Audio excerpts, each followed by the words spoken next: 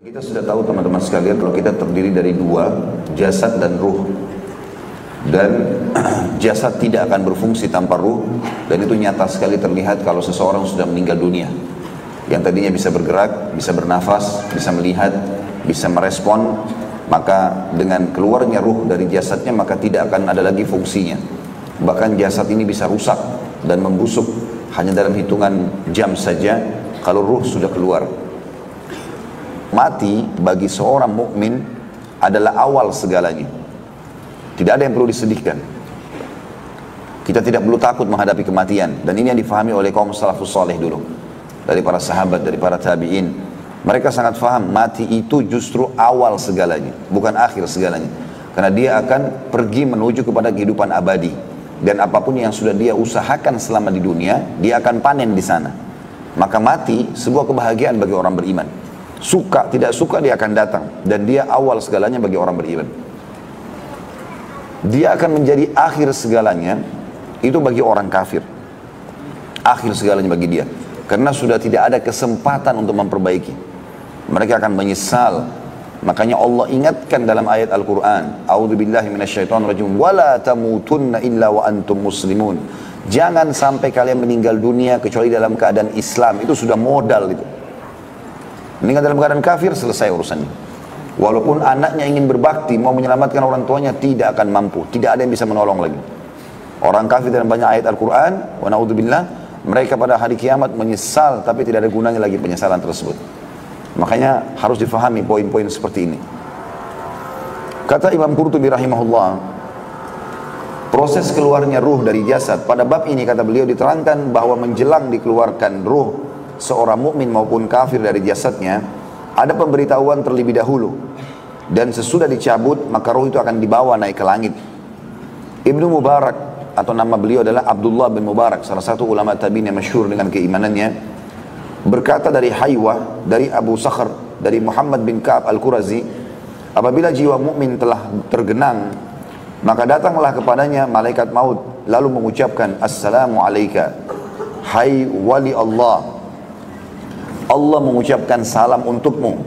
Kemudian dia pun mencabut nyawanya. Demikian sebagaimana dinyatakan dalam Al-Quran, dalam surah An-Nahl ayat 32. A'udzubillahi minasyaitonirrajim. Alladzina tatawaffahumul malaikatu tayyibina yaquluna salamun alaikum udkhulul jannata bima kuntum ta'malun. Orang-orang yang diwafatkan dalam keadaan baik oleh para malaikat, dan para malaikat mengatakan kepada mereka, Salamun alaikum, keselamatan buat kalian. Masuklah kalian ke dalam surga, atau masuklah kamu ke dalam surga disebabkan apa yang telah kamu kerjakan. Jadi ini tafsir dari surah An-Nahl ayat 32 disampaikan oleh Ibnu Mubarak rahimahumullah, bahwasanya malaikat akan mengucapkan kalimat tersebut dan menyampaikan salam Allah kepada orang beriman. Abdullah bin Mas'ud radhiyallahu anhu juga menjelaskan, apabila malaikat maut datang untuk mencabut ruh seorang mukmin, maka dia berkata kepadanya, Tuhanmu mengucapkan salam untukmu. Jadi karunia yang luar biasa. Kita kalau mendapatkan salam dari seseorang yang kita hormati, saya dari kalangan manusia sudah gembiranya luar biasa. Bagaimana orang beriman dalam kondisi dia ketakutan, ruhnya keluar, lalu dia mendapatkan salam dulu dari Allah, kemudian baru dicabut ruhnya. Kata sebagian ulama, ini semua agar memudahkan dia bisa menerima keputusan Allah untuk mencabut ruhnya. Karena memang ada proses sakarat. Proses pencabutan ruh itu akan ada dari tubuh. Juga dalam ayat lain surah Al-Ahzab ayat 44 Allah subhanahu wa ta'ala berfirman, A'udzubillahi minasyaitonirrajim, tahiyyatuhum yawma yalqawnahu salam. Salam penghormatan kepada mereka, maksudnya orang-orang mukmin pada hari mereka menemuinya, ialah salam. Kata sebagian ulama tafsir yang dimaksud adalah pada saat mulai mati itu, prosesi pencabutan ruh, maka akan ada kalimat sambutan meriah, keselamatan dan salam dari Allah untuk orang-orang beriman. Menurut riwayat Al-Bara' ibn Azib radhiyallahu anhu, maksudnya malaikat maut mengucapkan salam kepada orang mukmin ketika mencabut nyawanya, dan dia tidak mencabut ruhnya sebelum mengucapkan salam kepadanya. Sedangkan menurut Mujahid salah satu ulama tabi'in juga, orang mukmin diberi kabar gembira tentang kebaikan keadaan anak-anaknya kelak sehingga hatinya tenang.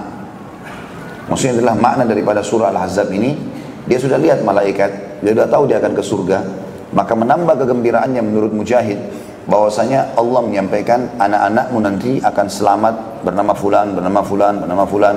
Diberitahukan kepada dia sehingga menambah kegembiraannya.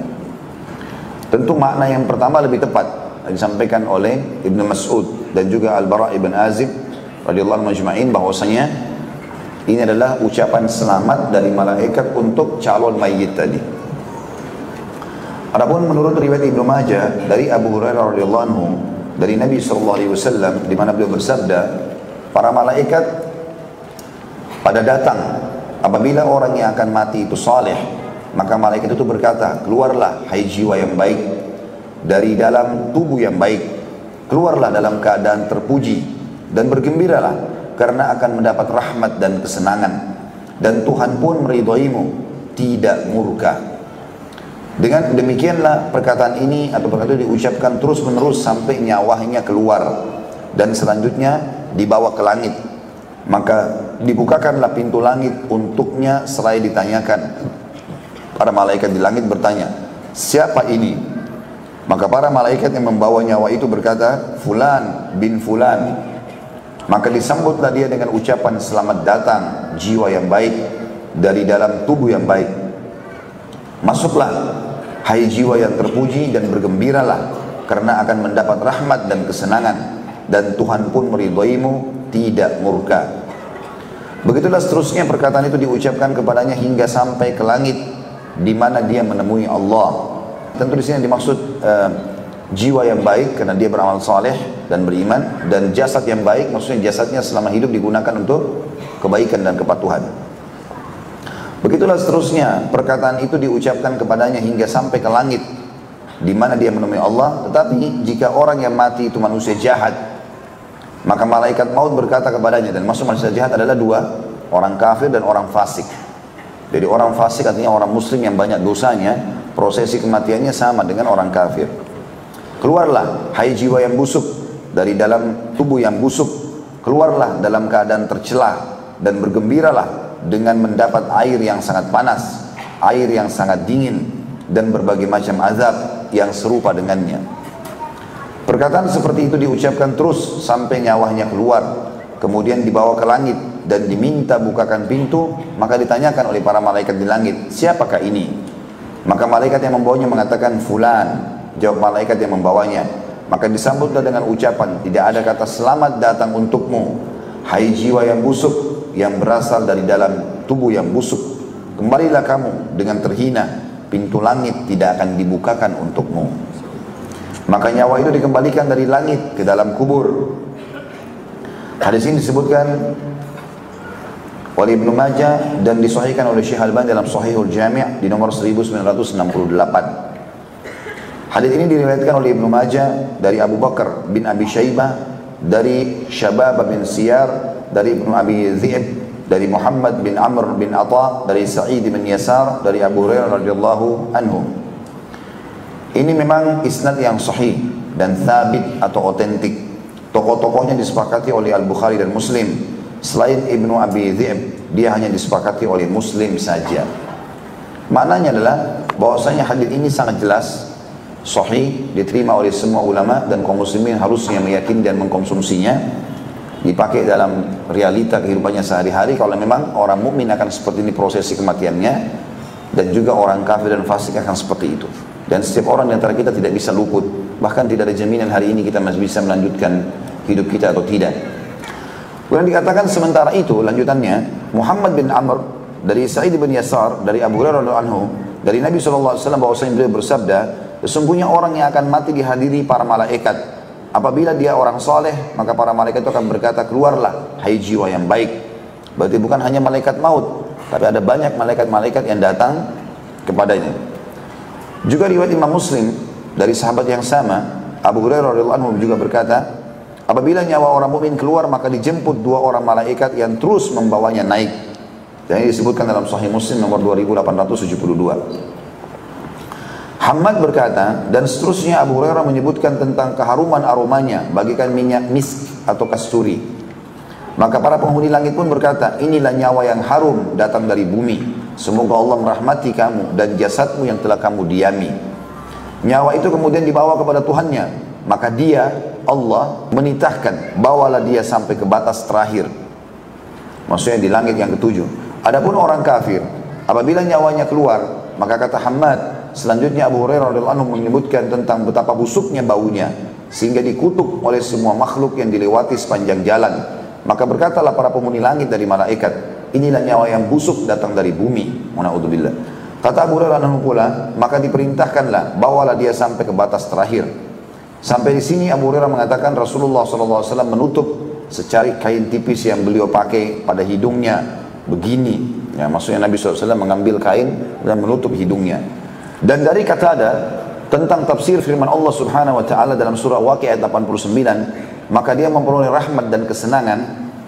Dia mengatakan bahwa rauh atau rahmat yang dimaksud ialah kasih sayang, dan raihan kesenangan. Maksudnya dijemput oleh para malaikat ketika meninggal dunia. Farauhun wa raihanu wa jannatu na'im, ya, dalam surah Al-Waqiah. Adapun mengenai orang kafir, maka menurut riwayat Ibnu Jurayj dari Nabi SAW, bahwasanya beliau pernah berkata kepada Aisyah radhiyallahu anha dalam tafsir atau tentang tafsir firman Allah Subhanahu Wa Taala dalam surah Al-Mu'minun ayat 99, demikianlah keadaan orang-orang kafir apabila datang kematian kepada seseorang dari mereka, dia mengatakan, ya Tuhanku, kembalikanlah aku ke dunia. Nabi SAW bersabda, apabila seorang mukmin melihat para malaikat, maka mereka berkata kepadanya, maukah kamu kami kembalikan ke dunia lagi? Maka si mukmin menjawab, ke negeri kesusahan dan kesedihankah? Lalu dia katakan pula, teruskan menghadap kepada Allah. Adapun orang kafir, maka para malaikat berkata kepadanya, maukah kamu kembali ke dunia? Maka dia menjawab, ya, kembalikan aku ke dunia agar aku berbuat amal soleh. Sebagaimana dijelaskan dalam surah Al-Mu'minun ayat 99 sampai ayat 100. Orang beriman tidak akan pernah mau kembali ke dunia. Begitu dia sudah meninggal, dia sudah tahu surganya, tidak akan pernah mau kembali. Ya.